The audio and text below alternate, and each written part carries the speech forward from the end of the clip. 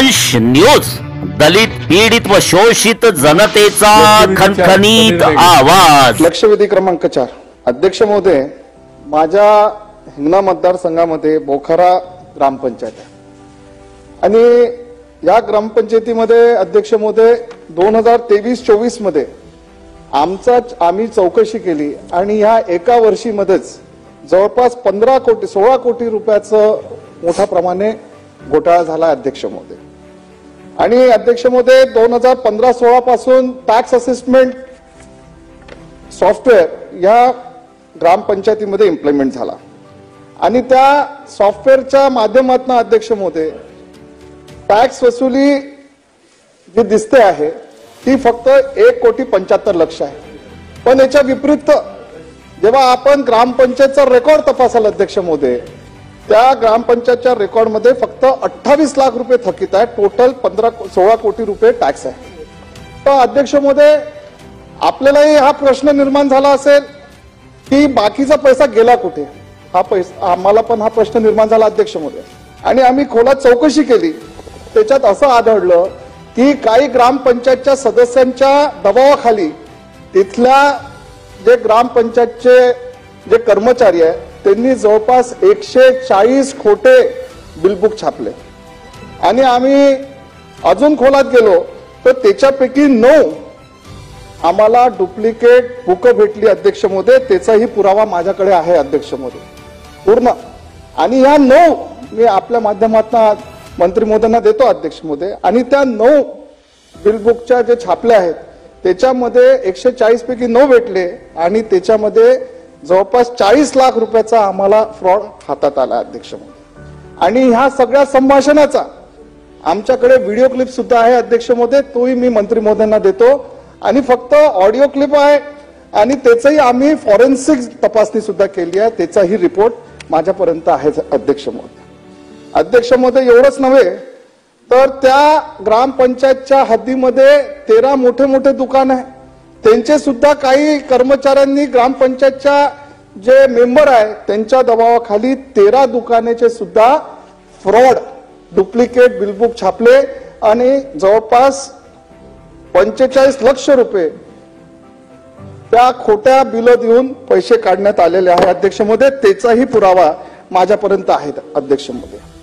अध्यक्ष महोदय, वेगवेगळ्या माध्यमातून जो ग्रामपंचायतला फंड भेटतो त्याचं ऑनलाईन टेंडर करण्यात आलं अध्यक्ष महोदय, सगळीकडे होते। पण असा कुठला नियम आहे मंत्री महोदय की त्याच कामाचं ऑफलाईन सुद्धा टेंडर त्यांनी केलं आणि त्या ऑफलाईन टेंडर मध्ये जो ऑनलाईन मध्ये जो L2 आला होता त्याला काम त्याच रेटने दिलं ज्या L2 मध्ये तो ऑनलाईन मध्ये आला होता अध्यक्ष महोदय। आणि जेव्हा याची आम्ही कंप्लेंट केली 2023-24 मध्ये तर त्या सचिवांनी त्याच्या बयानामध्ये आहे, तो बयान पण माझ्यापर्यंत आहे अध्यक्ष महोदय, मी आपल्याला देतो अध्यक्ष महोदय। आणि त्या बयानामध्ये त्यांनी स्पष्ट केलं की तत्कालीन उपाध्यक्ष कुंदाताई राऊतच्या प्रेशरमध्ये हे आम्ही केलं अध्यक्ष महोदय। एवढा गंभीर आरोप आहे अध्यक्ष महोदय, आपण समजून घेतलं पाहिजे। आणि जेव्हा हे स्टेटमेंट त्यांनी दिलं तर तिथले जे आमचे डेप्टी CEO आहे कलोडे साहेब, त्यांनी त्या विस्तार अधिकाऱ्याला आदेश दिले की कुंदा राऊत यांचं नाव आपण घेतलं नाही पाहिजे, हे त्यांनी दाबून ठेवण्याचं काम केलं अध्यक्ष महोदय। माझा पहिला प्रश्न आहे की कलोडे साहेबांवर आपण इन्क्वायरी करून त्यांना सस्पेंड करणार का? डेप्टी CEO कपिलनाथ कलोडे म्हणून आहे आणि त्यांनी विस्तार अधिकाऱ्यांना प्रेशर टाकलं की ते स्टेटमेंट लपवून ठेवा अध्यक्ष महोदय।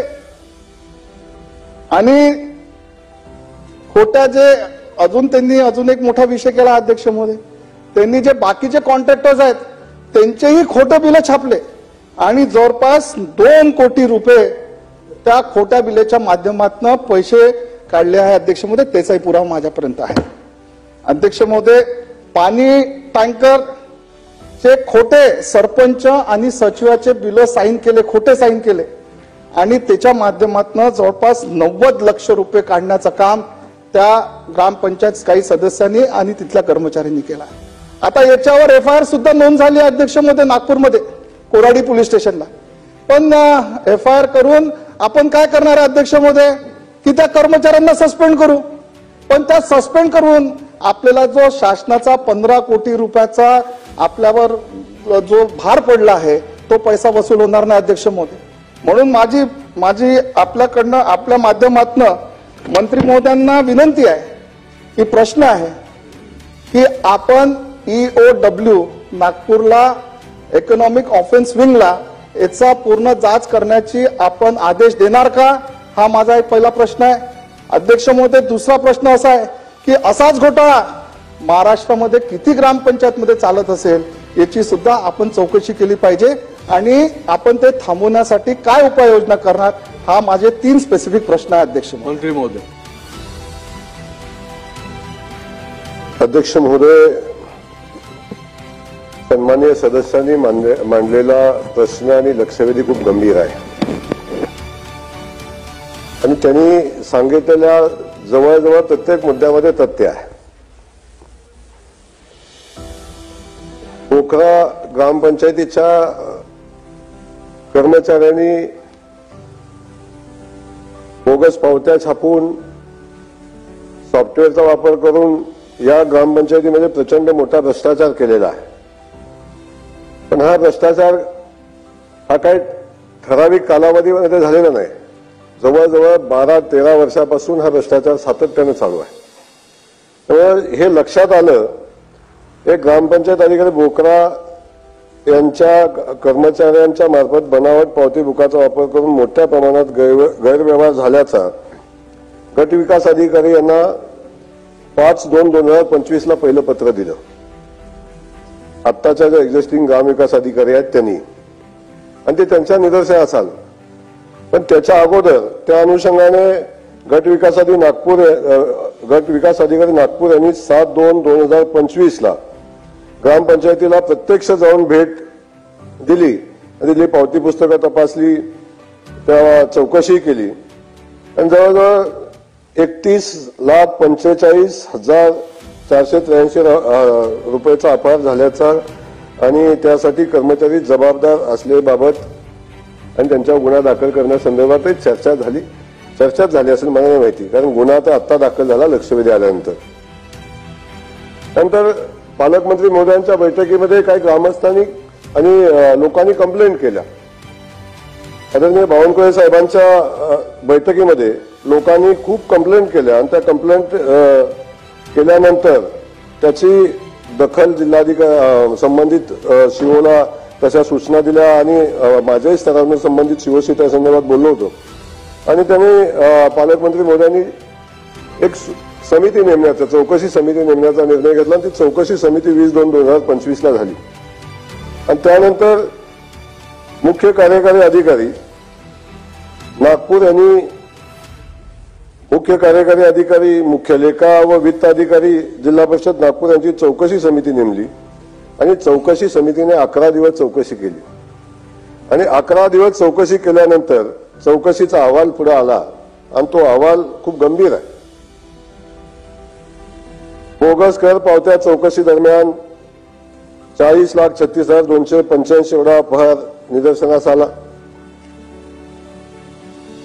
आज्ञावलीमध्ये सॉफ्टवेअरमध्ये मॅन्युप्युलेट करून मालमत्तेचे क्षेत्रफळ कमी करणे, जुनी मागणी 0 दाखवणे व त्यामुळे दरवर्षीचा कर मागणी व वसुलीचा घोषवारा अंदाजित 10 ते 12 कोटी रुपये दरवर्षी असं इथं चौकशी अहवालामध्ये आलं. ग्रामपंचायतीचं नुकसान झाल्याचं निदर्शनास आलं. पोटकीर्द कॅशबुक, पासबुक, बँक पासबुक यामधील जमा रकमेची तफावतीमुळे अपहाराची अंदाजित रक्कम 9 लाख म्हणजे या गोष्टीमुळे आणि बोगस वाउचर वापरून सक्षम प्राधिकरणाची मान्यता न घेतलेल्या प्रदानामुळे 1,03,00,000 रुपयांचा आर्थिक व्यवहार झाल्याचे निदर्शनास आले. हा चौकशी समितीचा अहवाल आहे आणि ह्या अहवालामध्ये एवढ्या मोठ्या त्रुटी आढळून आल्या, बोगस पावती पुस्तक आढळून आली. चौकशी केल्यानंतर हे सगळं निदर्शनास आल्यानंतर सुद्धा तात्काळ एफआयआर त्याच्यावर नोंद करणं आवश्यक होतं आणि त्या कर्मचाऱ्यांच्यावर कारवाई करणं अपेक्षित होतं. मला समजत नाही, म्हणजे ही जबाबदारी गटविकास अधिकाऱ्याची होती आणि एकदा लक्षात आल्यानंतर सीओने तातडीने एफआयआर दाखल करणं अपेक्षित होतं. सीओने त्या पद्धतीने एफआयआर दाखल करण्यामध्ये दिरंगाई केलेलीच आहे. संबंधित तुम्ही डेप्युटी सीओ सांगितलं, आपण आता बोलला डेप्युटी सीओ कपिल, काय नाव त्यांचं, कलोडे यांनी या संदर्भात दबाव आणल्याचं सदस्य मोदयांचं म्हणणं आहे. आता त्यांनी का दबाव आणला, काय केलं याच्या संदर्भात आपण माहिती घेऊ, परंतु संबंधित प्रकरण खूप गंभीर आहे आणि एवढं गंभीर असताना सुद्धा प्रशासन त्याच्यावर गंभीर नाही, हे या निमित्तानं खेदाने मला सांगायला लागतं. वास्तविक आता एवढं झाल्यानंतर सुद्धा आता सांगण्यात आलं की संबंधित जे ग्रामविकास अधिकारी यांची डिपार्टमेंटल चौकशी लावली. आता सगळं झाल्यानंतर डिपार्टमेंटल चौकशी लावताय आणि चौकशी करायचा काम करताय. माझं म्हणणं असं आहे की या संबंधित ग्रामविकास अधिकाऱ्यांच्यावर कारवाई होणं अपेक्षित होतं आणि मी तर एवढं प्रकरण गंभीर आहे, मी आता त्या तात्कालीन विष्णू पोटभरे, सचिन पाटील, शिवाजी नागरगोजे, मनोज गोटे असे ग्रामविकास अधिकारी त्या कालखंडामध्ये काम करत होते. या चारी ग्रामसेवकाला निलंबित करण्याचे आदेश तात्काळ आपण या निमित्तानं देतोय. आणि ते देत असताना अनेक कंप्लेंट त्या गजानन चव्हाण म्हणून विस्तार अधिकारी होता, त्याच्या अनेक कंप्लेंट होत्या. त्या गजानन चव्हाण म्हणून विस्तार अधिकारी आहे, त्याला आपण सस्पेंड या निमित्तानं करतोय. जे एफआयआर दाखल झालेला आहे त्याच्यात दिरंगाई का झाली याची चौकशी केली जाईल, कारण ते तातडीनं होणं अपेक्षित होतं, याची चौकशी केली जाईल. आणि आपण जे डेप्युटी सीओ कपिल कलोटे यांच्या बाबतीत आपण जे मुद्दा मांडलेला आहे त्याही बाबतीत त्यांची चौकशी केली जाईल आणि चौकशी करून जर त्यामध्ये ते दोषी आढळले तर त्यांच्यावर पण कारवाई केली जाईल. याच्याबद्दल सभागृहानं आणि सदस्य महोदय आपण निश्चित राहा. हे प्रकरण गंभीर आहे आणि याची गंभीर दखल शासनाने घेतलेली आहे. याच्यामध्ये दोषी असलेल्या कुणालाही सोडलं जाणार नाही, मग तो किती मोठा अधिकारी असला तरी त्याला सोडलं जाणार नाही, हे या निमित्ताने मी आश्वस्त करतो. चला समाधानकारक दिले. अध्यक्ष महोदय, मी मंत्री महोदयांचं स्वागत करतो की त्यांनी अतिशय चांगल्यापणाने उत्तर दिला. पण परत एकदा माझा प्रश्न आहे अध्यक्ष महोदय की फक्त कर्मचाऱ्यांवर आपण सस्पेंड करून जो निधी आपण गमावलेला आहे तो निधी भेटणार नाही अध्यक्ष महोदय. याच्यामध्ये जिल्हा परिषदचे उपाध्यक्ष इन्व्हॉल्ड आहे अध्यक्ष महोदय, याच्यामध्ये तिथले ग्रामपंचायतचे सदस्य इन्व्हॉल्ड आहे अध्यक्ष महोदय, आणि हे सगळं पेनड्राईव्ह आहे आणि त्याचा माझ्याकडे फॉरेन्सिक पण आहे, फॉरेन्सिक आपण रिपोर्ट पण सुद्धा आहे. पण हा विषय केव्हा सिरियसली होईल अध्यक्ष महोदय, जेव्हा याची तपासणी इकॉनॉमिक ऑफेन्स विंगच्या माध्यमातून झाली तर याचा काहीतरी आपल्याला त्याचा रिझल्ट भेटेल अध्यक्ष महोदय. फक्त कर्मचाऱ्यांना सस्पेंड करून त्यांच्यावर आपल्याला भूखंड जो बसला आहे तो भेटणार नाही अध्यक्ष महोदय. परत एकदा माझा स्पेसिफिक प्रश्न अध्यक्ष महोदय आदरणीय मंत्री महोदयांना, इकॉनॉमिक ऑफेन्स विंगला याची चौकशी करण्यासाठी आपण प्रस्ताव पाठवणार का आणि तो केव्हापर्यंत पाठवणार? सन्माननीय सदस्य महोदयांच्या भावना तीव्र आहेत आणि आपण सांगितलेली गोष्ट खरी आहे. शेवटी कर्मचाऱ्यावर कारवाई करणं, अधिकाऱ्यांच्यावर कारवाई करून झालेल्या नुकसानच्या बाबतीतला प्रश्न सुटत नाही आहे. तर संबंधित प्रकरणामध्ये ग्रामपंचायत सदस्य किंवा अन्य कोण दोषी आहे का? तत्कालीन बीडीओ किरण कोळे यांचा कालखंड तर 4 वर्षाचा होता, त्या संदर्भात आपण माहिती घेऊ. त्यांची या निमित्तानं चौकशी करण्यात येईल, कुणालाही सोडलं जाणार नाही याच्यामध्ये. आणि या अनुषंगाने आता एफआयआर दाखल झालेला आहे. चौकशी तर आता एफआयआर दाखल झाल्यानंतर तातडीनं चौकशी चालू करण्यासंदर्भात भूमिका आपण घेऊ, परंतु आपल्या मागणीप्रमाणे ही एफआयआर दाखल करून हा तपास एओडब्ल्यू कडे देण्यात येईल, तशा सूचना संबंधितांना देण्यात येतील. आमचा व्हिडिओ जास्तीत जास्त लाईक करा, शेअर करा आणि आमचे YouTube चॅनल सबस्क्राईब करा. धन्यवाद.